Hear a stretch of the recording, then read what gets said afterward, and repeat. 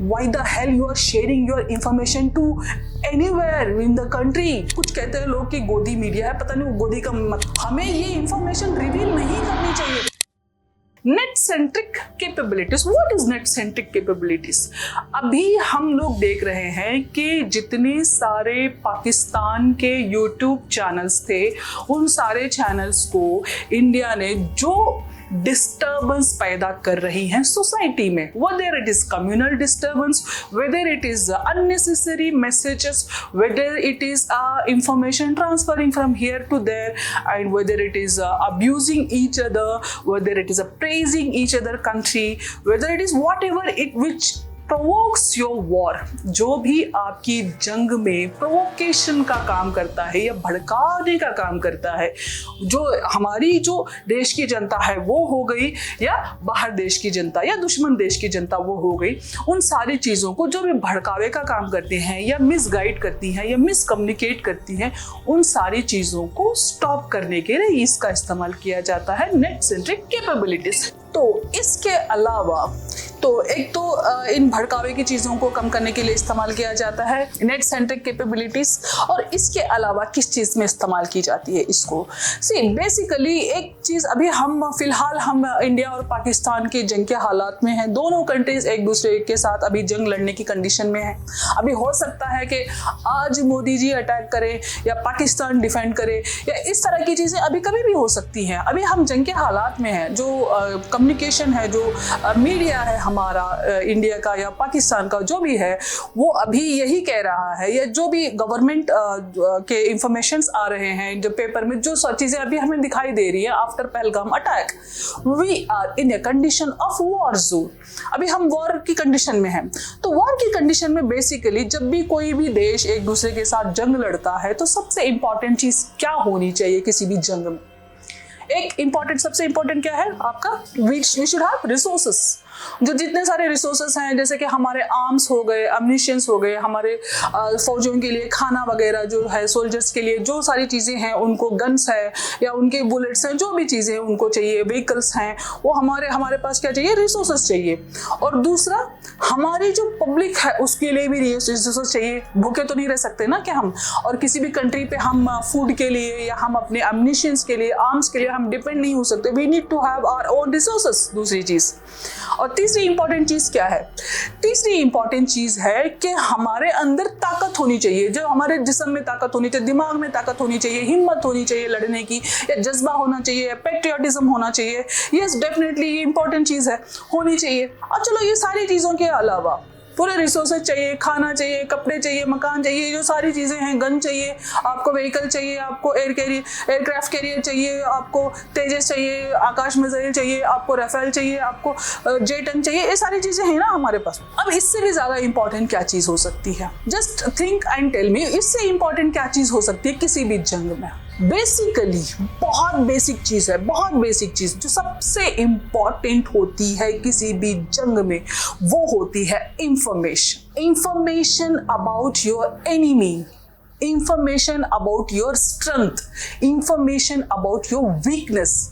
अब इंफॉर्मेशन दो तरीके की, इंफॉर्मेशन को प्रोटेक्ट दो तरीके से किया जाता है। किस तरह से? एक, नंबर 1, अपनी इंफॉर्मेशन दूसरे को ना देना, और दूसरा, उसकी इंफॉर्मेशन पूरी लेना कि उसके क्या रिसोर्सेस हैं, उसकी कैपेबिलिटीज़ क्या हैं, वो जंग में कितने दिन तक रह सकता है और जंग कितने दिन तक कर सकता है, उसके क्या क्या आर्म्स है, उसके पास क्या क्या व्हीकल्स हैं, उसके पास क्या क्या वेजल्स हैं, कितने फाइटर जेट्स हैं, कितने उसके पास मिसाइल्स हैं, क्या बना सकता है, वो क्या मैन्युफैक्चर करता है, कितना इंपोर्ट कर सकता है, उसका एनुअल बजट क्या है, उसकी पब्लिक का रिएक्शन क्या हो सकता है। ये सारी चीज़ें इंफॉर्मेशन है। तो अभी जो हिंदुस्तान की जो मीडिया है, वो मीडिया जो गेम खेल रही है ना, पता नहीं वो कुछ कहते हैं लोग कि गोदी मीडिया है, पता नहीं वो गोदी का मतलब मेरी तो समझ में नहीं आता।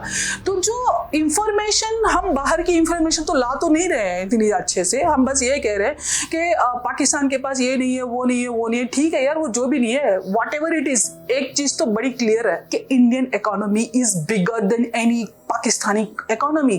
तो definitely India is more powerful.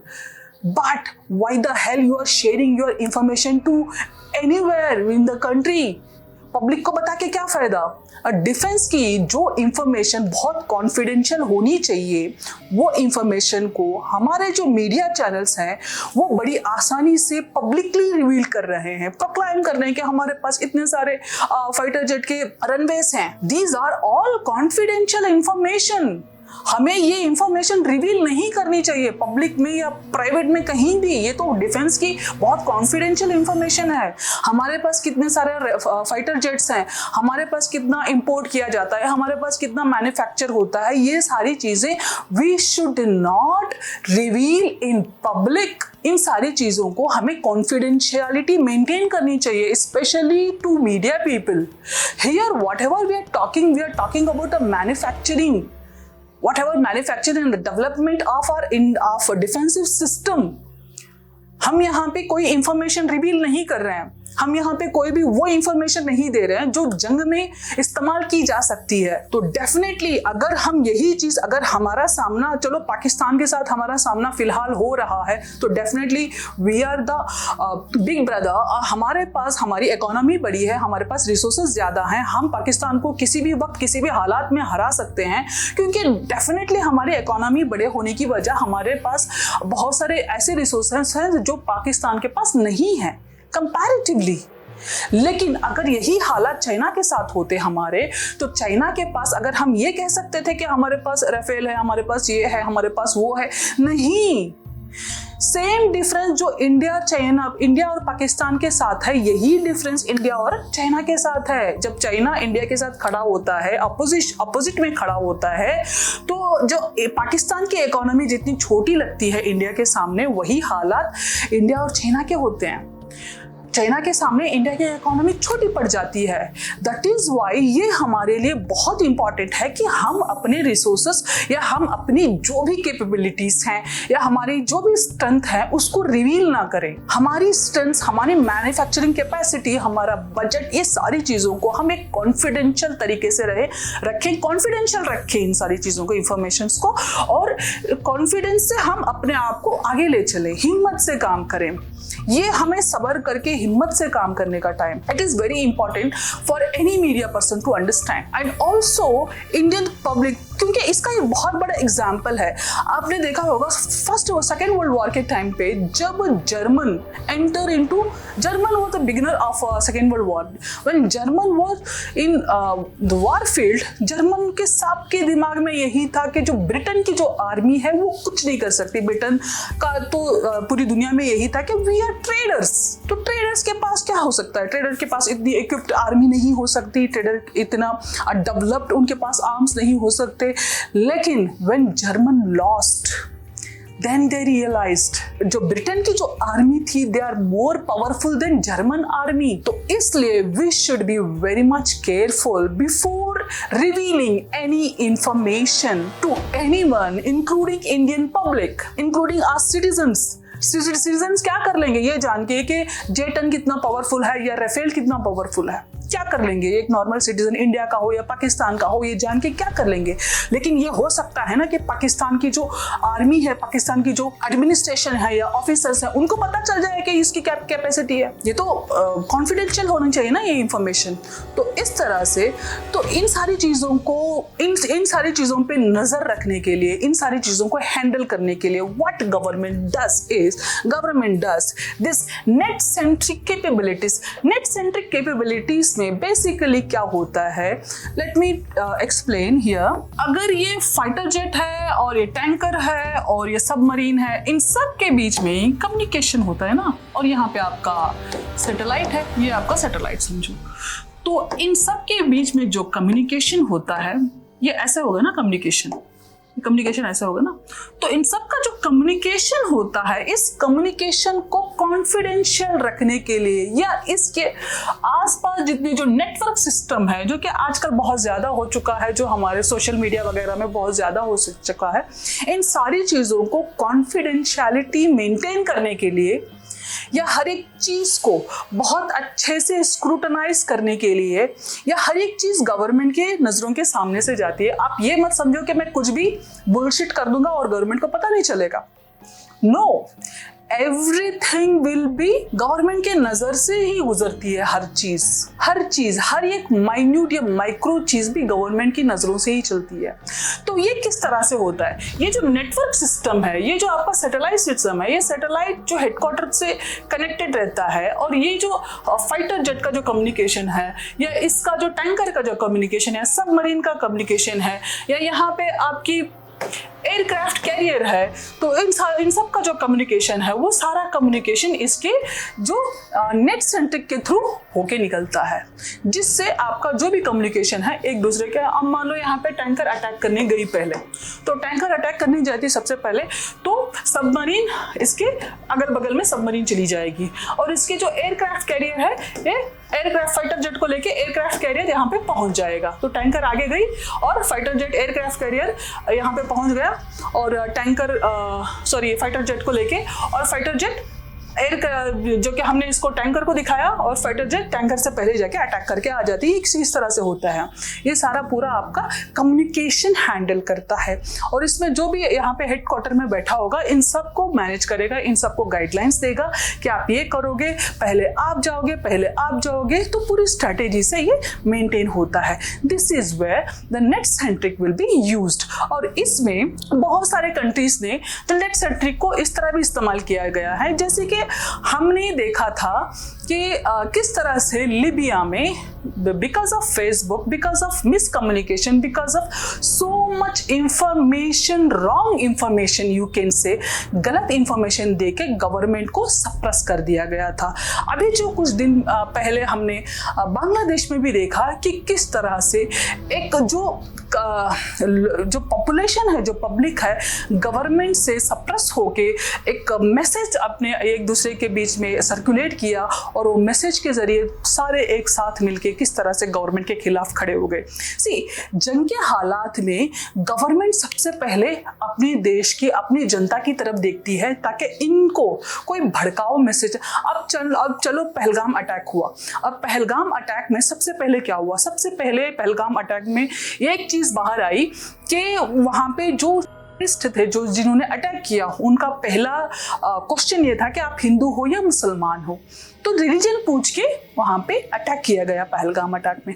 अगर गवर्नमेंट सही वक्त पे ये चीज स्टॉप करने में नाकाम हो गई कि हिंदू मुसलमान का जो टेररिस्ट ने जो गेम खेला था वहां पे, वो गेम अगर गवर्नमेंट खत्म करने में सक्सेसफुल नहीं हुई, तो अब तक तो पूरे हिंदू और मुसलमान पूरे हिंदुस्तान में लड़ मर जाते, कहां स्टॉप करते।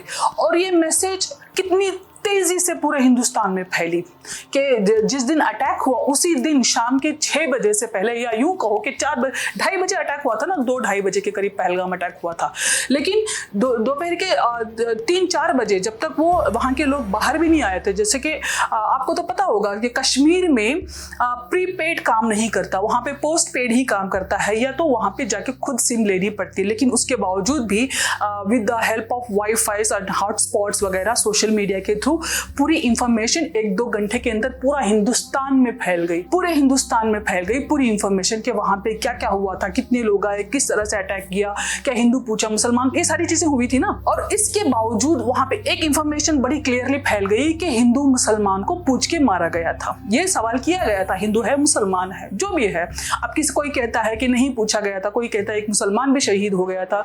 ये सारी चीजें हैं जी, ये पूरा एक आर्ग्यूमेंट का, ये डिबेट का टॉपिक है। Apart from that my intention is to explain you कि ये इंफॉर्मेशन एक आधे घंटे में सोशल मीडिया के थ्रू या मीडिया के थ्रू ये इंफॉर्मेशन बड़ी आसानी से पूरा हिंदुस्तान सिर्फ 1-2 घंटे में फैल गई थी।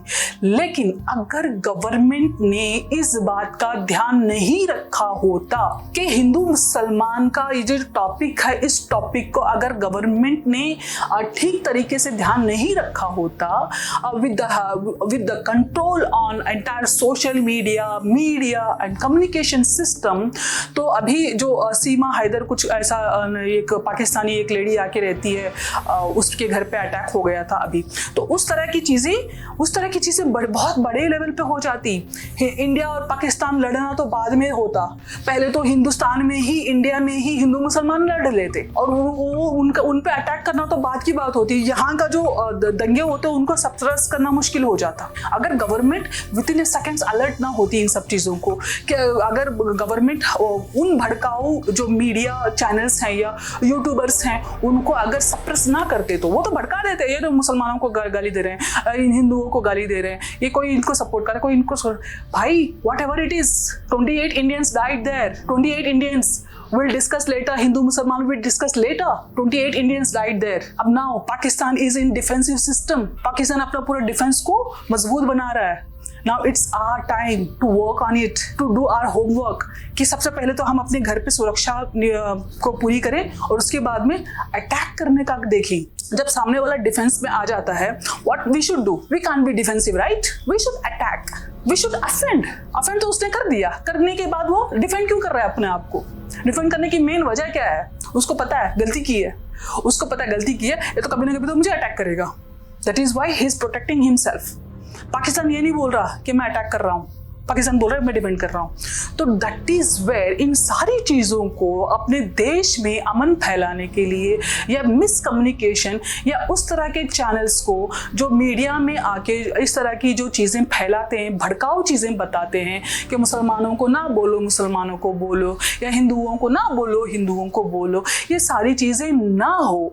That is where the ministry of defence works on net centric capabilities of our communication, our media, or you can say to help be peaceful in the country to our citizens.